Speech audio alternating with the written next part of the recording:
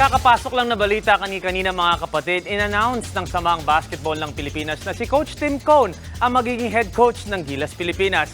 Pagkatapos mag-champion sa Hangzhou Asian Games kung saan naputol nila ang 61-year gold medal drought ng bansa.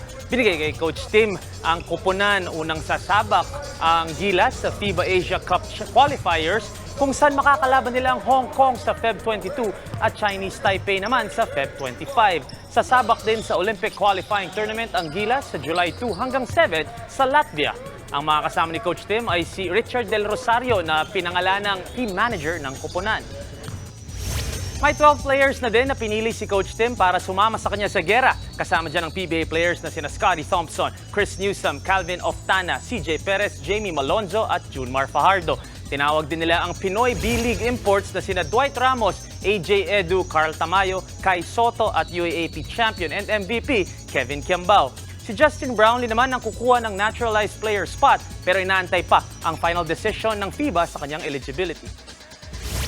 Gilas season na naman mga kapatid and as usual, laban Pilipinas. What's up mga kapatid, it's your sports tito Mike Reyes. Huwag magpahuli sa mga umaaksyong bakbakan at harapan sa loob at labas ng bansa. Para sa mga pandiin ng sports news, mag-follow at mag-subscribe sa social media pages ng News 5. Peace and love.